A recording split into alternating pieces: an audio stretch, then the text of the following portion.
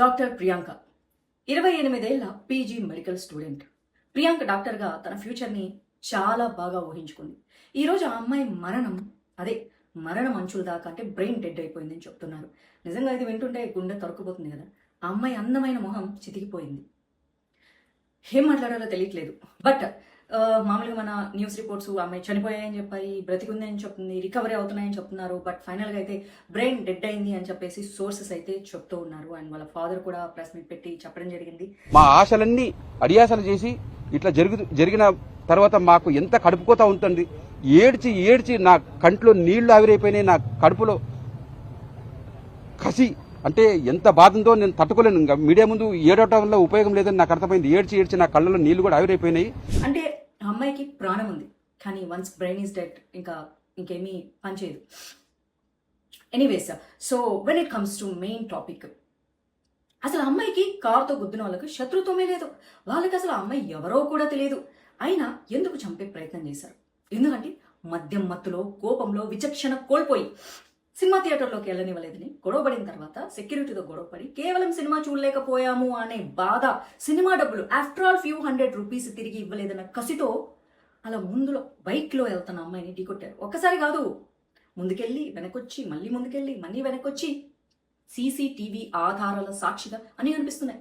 సాయంకాలం అన్ని రికార్డ్ అవుతూనే ఉంటే ఇంత ధైర్యం ఎలా వచ్చింది? ఆ ధైర్యం తాగడం వలన, తల్లిదండ్రులు ఇచ్చిన డబ్బు వలన, లేదా ఆ తాగుడుతో పాటు డ్రగ్స్ తీసుకునే అలవాటి జంజీకుందా, బొలుపు? ఇది ప్రమాదమా లేక వికృతమా? మనిషి కింద పడిపోయిన తర్వాత మళ్ళీ వెనక్కెళ్ళి కారు ఎక్కిచ్చారు అంటే ఎంత భయంకరమైన మనస్తత్వం ఉంది వాడికి. ఇది మద్యం మత్తు అని చెప్పి తప్పించుకునే విషయం కాదు. మద్యం తాగడం ఒక విషయం అయితే, మద్యం తాగి ఒక అమాయకురాలి ప్రాణం తీయడం ఇంకో విషయం. ఇలాంటి ఘటనలు జరిగినప్పుడు మనం ఒక్కటే అడగాలి, మన చట్టాలు ఎక్కడున్నాయి? మన పోలీస్ వ్యవస్థ ఎక్కడ ఉంది? డబ్బున్న వాళ్ళకి, పవర్ ఉన్న వాళ్ళకి చట్టం సెపరేట్గా ఏమైనా పనిచేస్తుందా అంటే అవుననే చెప్పొచ్చు.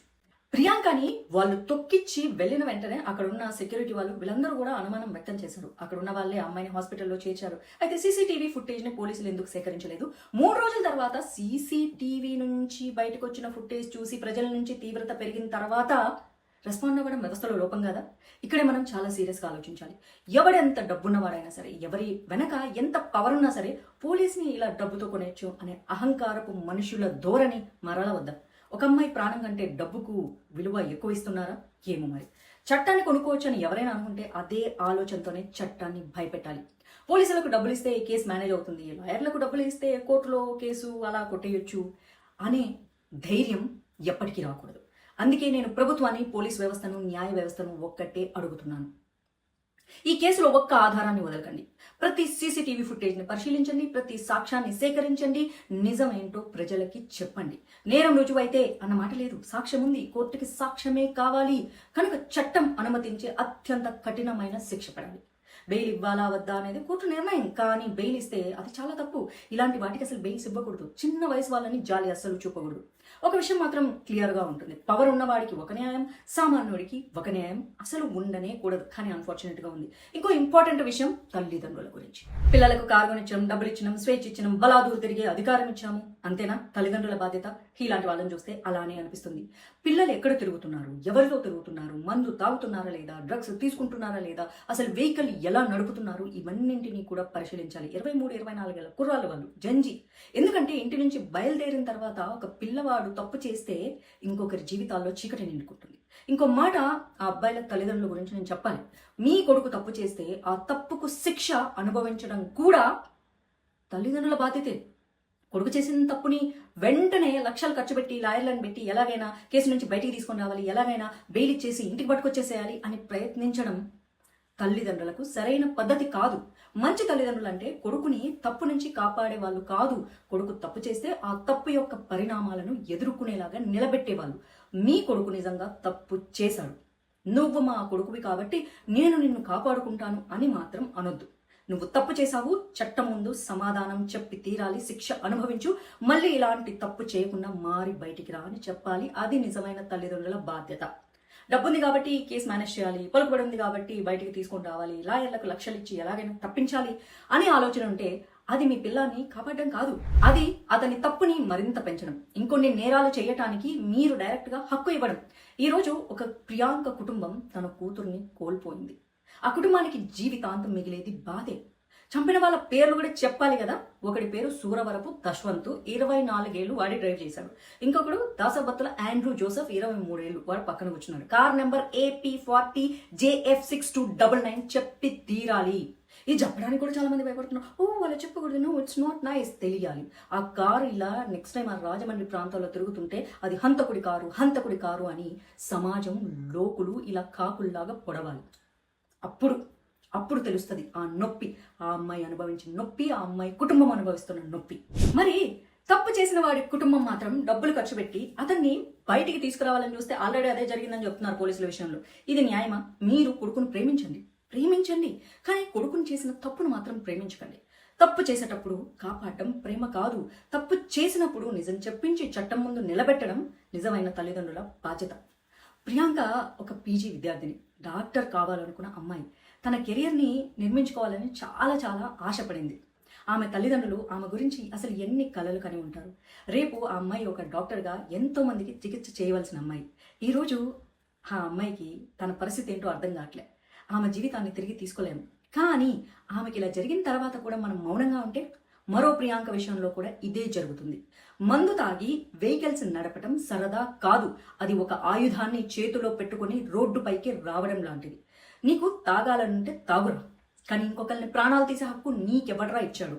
నువ్వు సినిమా చూడలేకపోయావని, ఒక చిన్న గొడవ జరిగిందని ఆ కసి ఆ కోపంతో ఒక అమ్మాయి ప్రాణాలు తీసే హక్కు నీకెవడరా ఇచ్చాడు? ప్రియాంకకు న్యాయం జరగాలి, ఆమె కుటుంబానికి న్యాయం జరగాలి. అంతకంటే ముఖ్యంగా ఇలాంటి ఘటన ఇంకొక అమ్మాయికి జరగకుండా ఉండాలంటే వ్యవస్థ మారాలి. చట్టం బలహీనంగా ఉంటే నేరస్తుడికి ధైర్యం ఇస్తుంది, చట్టం బలంగా ఉంటే సామాన్యుడికి ధైర్యం వస్తుంది. మనకు కావాల్సింది కూడా అదే కదా. అతని తరపున లాయర్స్ ఎవ్వరూ వాదన చెయ్యకూడదు డబ్బు కోసం, కానీ చేస్తున్నారే. తల్లిదండ్రులు కూడా డబ్బు ఖర్చు పెట్టకూడదు, కానీ పెడుతున్నారే. ఏదో పొలిటికల్ ఫ్యామిలీ అంట, పొలిటికల్ పవర్ ఉందంట. మరి ఇటు సైడ్ మన సిబిఎన్ గారు, మన పవన్ కళ్యాణ్ గారు కూడా దీని మీద స్పందించారు. అవతలి వాళ్ళు ఎంత బలమైన వాళ్ళైనా సరే ఖచ్చితంగా శిక్ష పడాల్సిందే అన్నారు. ఏ పొలిటికల్ పార్టీ వాళ్ళు? టీడీపీనా, జనసేన? వాళ్ళిద్దరూ చెప్పేశారు. ఇక అలయన్స్లో ఉన్న బీజేపీనా? అసలు చెప్పదు. ఇకపోతే వైసీపీ చెప్తాడు. మన జగన్ గారికి పాపం చిన్నపిల్లలు ఏదో తాగేసి రోడ్డు మీద సరదాగా ఫుట్బాల్ ఆడుకున్నట్టు అమ్మాయి తలకాయతో ఆడుకున్నారు, అంతటి దానికి పసిపిల్లల్ని ఎత్తుకొని పోయి జంజి బిడ్డల్ని అరెస్ట్ చేసేస్తారో, ఇది తప్పు అంటారేమో. అలా చెప్తే గనక అపోజిషన్ పార్టీని నామ రూపాలు లేకుండా చేయాల్సిన బాధ్యత ఆంధ్ర ప్రజలకు ఉంటుంది. సో కాబట్టి ఎవడెంత పవర్ఫుల్ వాడు అన్నది పక్కన పెట్టేసి శిక్షలు పడాలని మన చంద్రబాబు నాయుడు గారు చెప్పేశారు కదా. సో కాబట్టి పోలీసులు అసలు ఆ 3 రోజులు ల్యాబ్స్ చేసి ఎవరిని కాపాడడానికి ప్రయత్నం చేశారు? ఎందుకు ప్రయత్నం చేశారు? ఈరోజు సమాజం నిలదీస్తే కేసులు పెడతారా, సెక్షన్లు మారుస్తారా? ఇంకా పోలీసులు కాబట్టి నేనేమి తిట్టలేని పరిస్థితుల్లో ఉన్నాను. వీళ్ళు జంజి, ఇలాంటి చెత్త జంజీకి సమాధానం చెప్పాలి సమాజం. ఎందుకంటే ప్రియాంక బాధ ఒక కేసులో ముగిసిపోకూడదు, ఒక మార్పుకు కారణం కావాలి. నేటి ఆధునిక సమాజం న్యాయం కోసం నిలబడుతుంది అని నిరూపణ చేయాలి. Justice for Priyanka and her parents. మరి దీని గురించి మీరేమంటారో కూడా సమాధానం చెప్పి తీరాలి. కమెంట్ చేయండి, లైక్ కొట్టండి, అప్పుడే ఇది ఎక్కువ మందికి రీచ్ అవుతుంది. అండ్ ఇలాంటి బిడ్డలను కండం తల్లిదండ్రుల పాపం కాదు, సరిగ్గా పెంచలేకపోవడం. ఇంత చిన్న వయసులో పట్టపగల తప్ప తాగితే కార్లిచ్చి పంపిన తల్లిదండ్రులను చూడు, వాళ్ళది నేరం. వాళ్ళ మొహాల ప్రజలకు చూపించాలి. ఇంకా నుంచి చట్టం చేయాల్సిన పని ఏంటో తెలుసా? నేరస్తులకు మొహాలకు ముసుగులేయడం కాదు, వాళ్ళ మొహాలు సోషల్ మీడియాలో సర్క్యులేట్ చేయాలి, వాళ్ళ పేరెంట్స్ మొహాలు కూడా సర్క్యులేట్ చేయాలి. ఎందుకంటే రేపు పొద్దున వాడు జైలుకి వెళ్తే వాడికి బెయిల్స్ తీసుకొచ్చేది వాళ్ళ పేరెంట్సే కదా. నిజాయితీ గల పేరెంట్స్ అయితే నేను చెప్పినట్లు చేయాలి, కానీ అలా చేయట్లేదే. రేపు చేసినా, మర్డర్ చేసినా, ఉత్తపుణ్యానికి ఒక పిల్ల జీవితాన్ని నాశనం చేశారు. అసలు వాళ్ళిద్దరికి శత్రుత్వం లేదు. ఇంతవరకు శత్రుత్వమో పరిచయమో ఉన్న హత్యలు చూసినాం, కానీ ఎలాంటి శత్రుత్వం లేకుండా కసి తీరా చంపిన దుర్మార్గుడు నీచుడు, ఆడికి ఈడ్చి కొడితే 24 ఏళ్ళు జంజీ. This is crop. నాకు చాలా కోపం వస్తుంది. ఇట్స్ ఓకే ఫ్రెండ్స్, దయచేసి మీ ఒపీనియన్ని కామెంట్ చేయండి. Thank you.